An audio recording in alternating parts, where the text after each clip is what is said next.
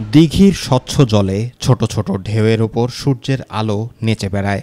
দূর থেকে দেখলে মনে হয় যেন ছোট ছোট প্রদীপ ভাসছে। বর্ষায় এর ঝলমলে রূপ আরও দৃষ্টিনন্দন হয়ে ওঠে।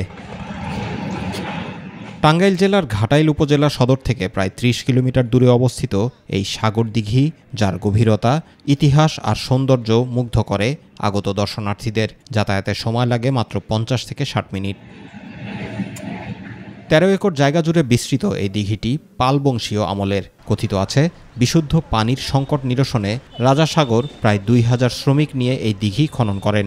দিঘির পূর্ব পাশে রয়েছে সাগর দিঘি পুলিশ তদন্ত কেন্দ্র, পশ্চিমে এলজিইডি অফিস, উত্তরে কালী মন্দির আর দক্ষিণ পাশে সাগর দিঘি দাখিল মাদ্রাসা ও গজনবী ঈদগাহ মাঠ। ওয়ালটন এখন দেশের সীমানা পেরিয়ে পৌঁছে গিয়েছে ৫০টিরও বেশি দেশে। ওয়ালটন, ঘরে ঘরে বিশ্বজুড়ে। বহুত দূর দূরান্ত লোক আসে এই দিকের মধ্যে মানা সিনা করে আসে দেখবার নিগে মানা সিনাও করে।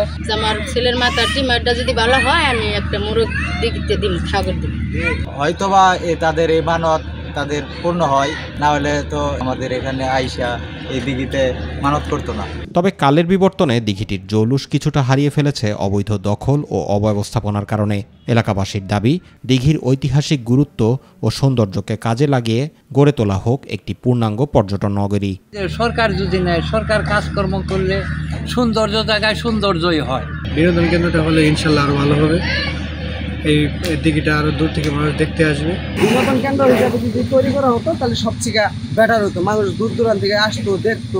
দিঘিটিকে ঘিরে পর্যটন শিল্প গড়ে তোলার পরিকল্পনার পাশাপাশি ইতিহাস আর ঐতিহ্য রক্ষায় কাজ করবেন বলে জানালেন উপজেলা নির্বাহী অফিসার। বিভিন্ন শ্রেণী পেশার মানুষ তারা চেয়েছিল যে ঘাটাইলে একটা বিনোদন কেন্দ্র তৈরি করার জন্য। আমরা ইতিমধ্যে আমাদের উপজেলা পরিষদের অর্থায়নেই মূলত এই উদ্যোগটা নিয়েছি। সাগর দিঘি এই ঘাটাইলে নতুন একটা মাত্রা যোগ করবে পর্যটনের এবং পর্যটনের আকর্ষণের একটা কেন্দ্রবিন্দুতে পরিণত হবে। জুবাইর রহমান, মাই টিভি নিউজ।